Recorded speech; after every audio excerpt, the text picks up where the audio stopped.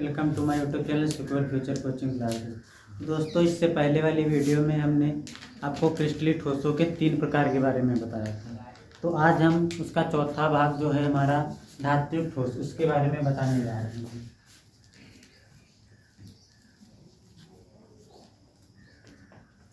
धात्विक ठोस, पहले देखते हैं धातु क्या होते हैं। तो धातु जैसे हमारा हो गया सोडियम या पोटेशियम हो गया या आपका कैल्शियम हो गया, ये हमारे धातु होते हैं। अब धातु इनमें जैसे सोडियम, तो जब इसका इलेक्ट्रॉनिक विन्यास कितना होता है 2,8,1, 2,8,1। तो जब इसका मान लेते हैं, अब ये अपना अष्टक पूरा करने के लिए या फिर इसके अष्टक पूरा करने के लिए 2 तरीके हैं इसके पास, या किसी से 7 इलेक्ट्रॉन ले ले, ग्रहण कर ले, ठीक है, तो ऋणायन बना देगा, और या फिर 1 इलेक्ट्रॉन किसी को दे देगा। तो इसको देने के लिए 1 देना पड़ेगा और ग्रहण करने के लिए 7 ग्रहण करने पड़ेंगे।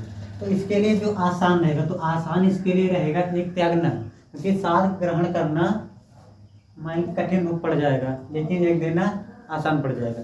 इसीलिए ये क्या करता है, हमारा जो सोडियम होता है वो 1 इलेक्ट्रॉन निकाल देता है। 1 इलेक्ट्रॉन निकालेगा तो इस पर प्लस चार्ज आ जाएगा, यानी अगर इलेक्ट्रॉन दे रहा है तो उस पर प्लस चार्ज आएगा। कितने दे रहा है उतने प्लस चार्ज आएंगे। 1 इलेक्ट्रॉन दे रहा है। अब जो इसका इलेक्ट्रॉनिक विन्यास हो जाएगा, पहले इसका था 2,8,1, उसके बाद जब 1 इलेक्ट्रॉन निकाल दिए तो बनेगा 2,8 और 1 इलेक्ट्रॉन निकल गया, ठीक है। तो जब ये इलेक्ट्रॉन, धातुओं के इलेक्ट्रॉन और ये धनायन जब मिलते हैं तब हमारा धात्विक ठोस बनता है। यानी कि जो धात्विक ठोस होता है वो हमारे धातु धनायनों तथा उससे संबंधित इलेक्ट्रॉनों से मिलकर बनता है।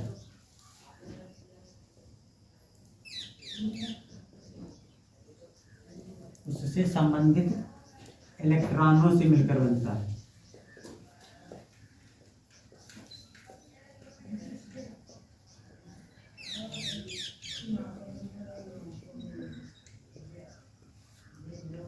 यानी कि जो सोडियम के ऊपर प्लस चार्ज आता है और जो इलेक्ट्रॉन त्यागता है, ठीक है, उसी धनायन और उसी इलेक्ट्रॉन, ये दोनों मिलकर हमारा किसका निर्माण करते हैं, धात्विक ठोस का, ठीक है। और आयन, धनायन और मुक्त इलेक्ट्रॉन के कारण जो धात्विक ठोस होते हैं वो विद्युत तथा उष्मा के सुचालक होते हैं। विद्युत तथा उष्मा के सुचालक होते हैं। सुचालक का मतलब है कि जो धारा तथा उष्मा को एक सिरे से दूसरे सिरे तक पहुंचाने का कार्य करते हैं। उष्मा या विद्युत को एक सिरे से दूसरे सिरे तक पहुंचाने का कार्य करते हैं, वो हमारे सुचालक कहलाते हैं, ठीक है। तो इसमें सुचालकता किसके कारण आती है, तो धनायन और इनसे संबंधित इलेक्ट्रॉनों के कारण, ठीक है। जब इलेक्ट्रॉन और धनायन हमारे मिलते हैं, क्योंकि ये मान पूरे क्रिस्टल में जो क्या होते हैं, ये मुक्त हो जाते हैं, इलेक्ट्रॉन गति के लिए स्वतंत्र हो जाते हैं। जब इस पर विद्युत आवेश प्रवाहित करते हैं तो ये आवेश को उठा के एक जगह से दूसरी जगह ले जाते हैं, ठीक है। और इनके बीच जो होता है वो प्रबल विद्युताकर्षण बल होता है। प्रबल विद्युत आकर्षण बल, प्रबल विद्युत आकर्षण बल किनके कारण होता है, तो धनायन और इलेक्ट्रॉनों के कारण। और इनके कारण इनके गलनांक जो होते हैं वो उच्च होते हैं। गलनांक यानी कि गलनांक वह ताप, यानी जितना ताप उसको गलाने में लगेगा उसको ही कहते हैं गलनांक। यानी पिघलाने में कोई भी धातु, जैसे ये लेते हैं सोडियम, तो सोडियम को पिघलाने में जितना हमारा टेम्परेचर या ताप लगेगा उसी को हम कहते हैं गलनांक। जैसे सोडियम को मान लीजिए पिघलाने के लिए ज़्यादा तापमान लगे। क्यों? क्योंकि इनके गलनांक उच्च हैं। गलनांक उच्च क्यों हैं? क्योंकि इनके बीच कौन सा बल कार्य करता है, यानी इनके अंदर जो अवयवी कण है उनके बीच कौन सा कार्य करता है? प्रबल विद्युत आकर्षण बल। इसके कारण इनके जो गलनांक होते हैं वो उच्च होते हैं। जैसे हमारा उदाहरण ले लेते हैं, सोडियम हो गया हमारा, जैसे पोटेशियम हो गया, कैल्शियम हो गया, ये सारे हमारे क्या हैं? धात्विक ठोस हैं। इनके सबके हमारे क्या होते हैं? गलनांक उच्च होते हैं। क्यों? क्योंकि इनके मध्य जो होता है प्रबल विद्युत आकर्षण बल कार्य करता है। जालक या त्रिविम जालक,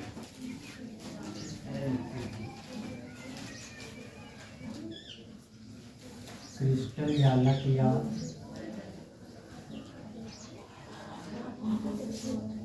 त्रिविम जालक,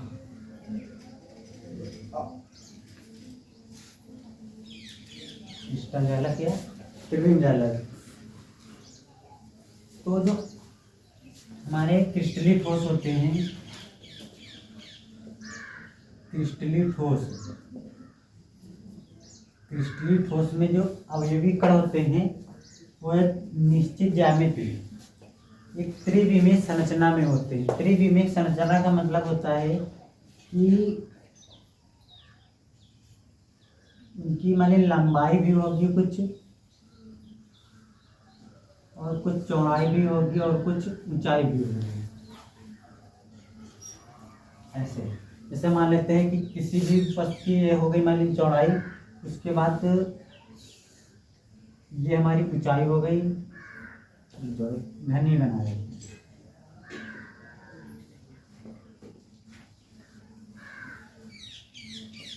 जैसे इसमें हो गया, ये हमारी लंबाई हो गई, ये हमारी चौड़ाई हो गई, और ये जो है ये ऊंचाई हो गई। ठीक है। जो अवयवी कण होते हैं क्रिस्टल में, ठीक है, एक विमीय, द्विमीय और त्रिविमीय के रूप में व्यवस्थित होते हैं। और ये जो अवयवी कण हैं, अवयवी कणों की त्रिविम में व्यवस्था ही त्रिविम जालक या क्रिस्टल जालक कहलाती है। क्रिस्टल जालक का मतलब है कि क्रिस्टल यानी ये अवयवी कण है जो जिनसे मिलकर पदार्थ बना है। अवयवी कण, जालक मतलब एक टाइप से मान लो जाल, यानी अवयवी कणों का जाल ही हमारा क्या कहलाता है? क्रिस्टल जालक कहलाता है या त्रिविम जालक कहलाता है। त्रिविम जालक क्यों कहते हैं? क्योंकि अवयवी कण जो होते हैं तीन विमाओं में बंधे रहते हैं, ठीक, इसीलिए उनको त्रिविम जालक भी कहते हैं। और ये हमारे जो क्रिस्टल जालक होते हैं ये हमारे तीन प्रकार के होते हैं।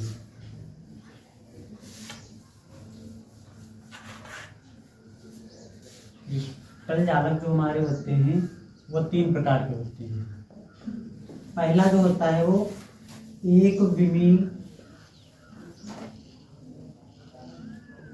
क्रिस्टल जालक, दूसरा होता है द्विविमीय क्रिस्टल जालक,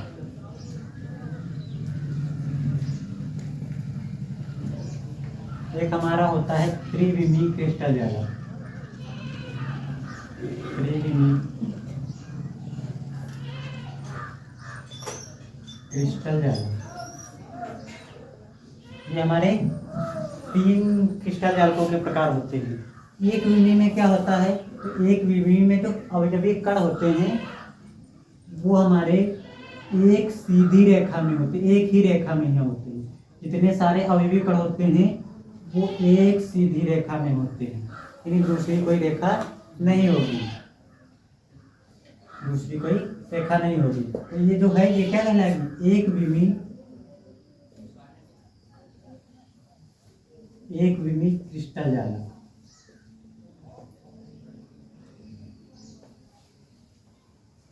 यानी वह क्रिस्टल जालक जिसमें अवयवी कण केवल एक ही रेखा में उपस्थित हों, एक विमीय क्रिस्टल जालक कहलाता है। जैसे बात करें दो विमीय क्रिस्टल जालक की, तो दो विमीय क्रिस्टल जालक में जैसे मान लेते इसी का ले लेते हैं कि एक विमीय क्रिस्टल जालक ठीक है, कि दो रेखाओं को अगर पास पास समांतर रख दिया जाए, एक विमीय क्रिस्टल जालक की दो रेखाओं को एक पास समांतर रख दिया जाए तो ये हमारा द्विविमीय क्रिस्टल जालक बनेगा। यानी इसमें दो विमाएं हैं, एक मान लीजिए हमारी लंबाई हो गई और एक चौड़ाई हो गई, इसीलिए इसको क्या कहते हैं, द्विविमाएं। इसके लिए मान लीजिए एक एक्स हो गया और एक ये वाई हो गया, ठीक है, यानी दो विमाएं हैं इसमें, इसीलिए इसको क्या कहते हैं, द्विविमीय क्रिस्टल जालक। बात करें कि त्रिविमीय क्रिस्टल जालक क्या होता है, यदि हम द्विविमीय क्रिस्टल जालक की इस पंक्ति को, ठीक है,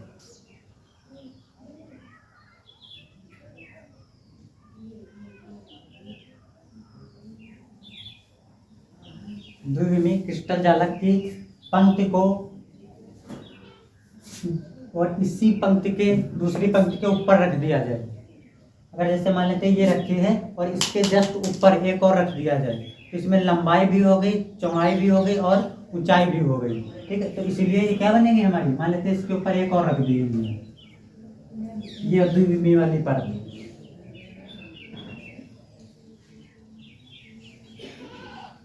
जो द्विविमीय वाली परत रख दी हमने, ठीक है। अब ये हमारा बन गया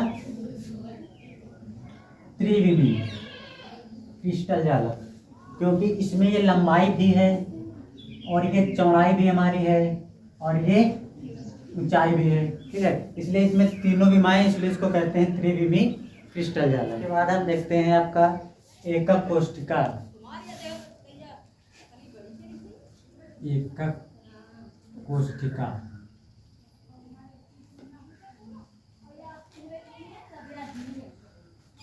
एकक कोष्ठिका,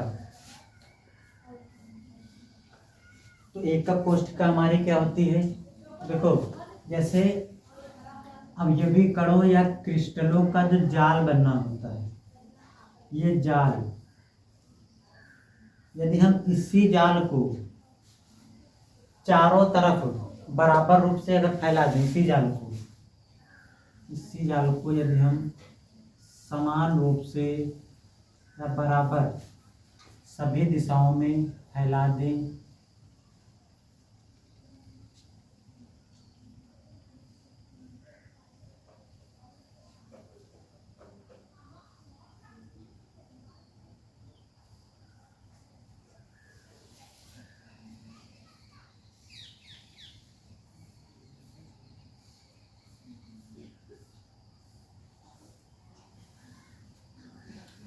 इन सबको, यदि हम क्या किया, सभी दिशाओं में समान रूप से इनको फैला दिया और फैलाने के बाद हमारा क्या बनता है, पूर्ण क्रिस्टल जालक। पूर्ण यानी पूरा क्रिस्टल जालक, क्रिस्टल जालक यानी जिन चीजों से मिलकर हमारा पूरा क्रिस्टल जालक बनता है उसको हम कहते हैं एकक कोष्ठिका। इसमें जैसे मान लेते हैं ये वाली इतना भाग है, तो यही जैसे मान लेंगे यही सब सभी जगह है, सभी दिशाओं में है, तो यही हमारी क्या कहलाएंगे, जो इतना है, एकक कोष्ठिका।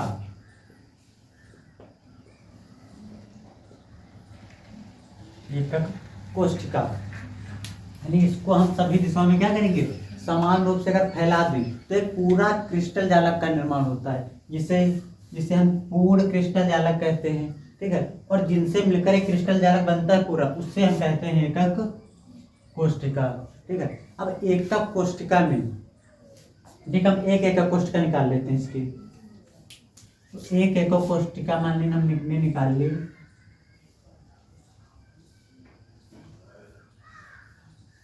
ये हमने इसकी एक एकक कोष्ठिका बाहर निकाल ली। अब इसमें देखते हैं कि इसमें कोने कितने हैं, तो कोनों की गिनती करते हैं पहले, 1 2 3 4 5 6 7 और 8, ठीक है। तो एकक कोष्ठिका में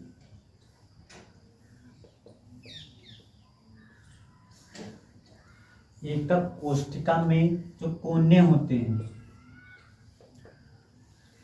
कोनों की संख्या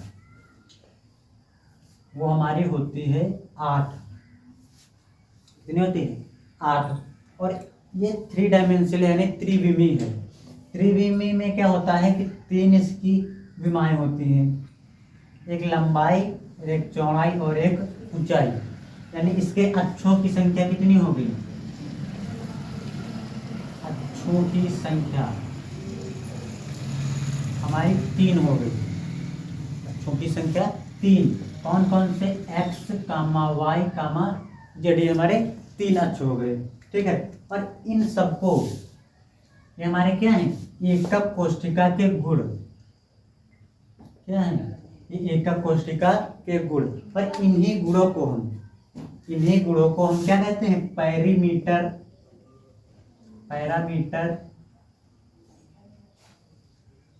इन्हीं गुणों को हम क्या कहते हैं? पैरामीटर कहते हैं। ये जो हमारे एकक कोष्ठिका के गुण होते हैं, इन्हीं को हम क्या कहते हैं? पैरामीटर कहते हैं। अब एकक कोष्ठिका हमारी होती कितने प्रकार की है? अब उसके बाद हम देखते हैं हमारी एकक कोष्ठिका कितने प्रकार की होती है। एकक कोष्ठिका हमारी होती है 2 प्रकार की।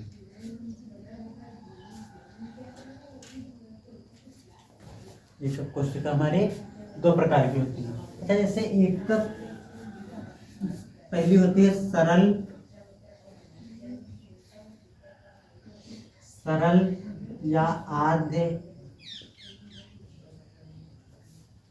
या आधारभूत एकक कोष्ठिका।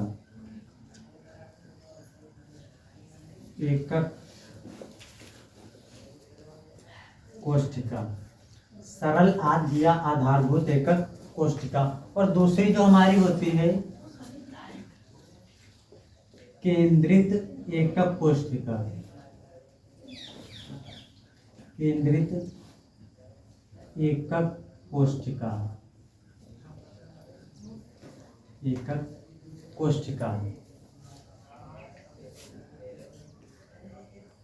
इसको बोलते हैं SCC और इसको CC। ठीक है। अब तो आइए देखते हैं, जैसे एक हमने एकक कोष्ठिका बनाई। ठीक है, ये हमारी बनके तैयार होगी एकक कोष्ठिका। ठीक है।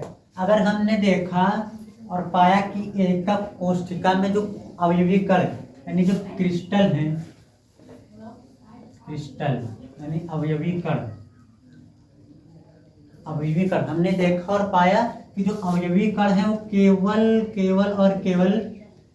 कोष्ठिका के कोनों पर उपस्थित है। केवल अवयवी कण कोष्ठिका के कोनों पर स्थित है। तो वो हमारा कहलाएगा, वो एकक कोष्ठिका हमारी कहलाएगी सरल एकक कोष्ठिका।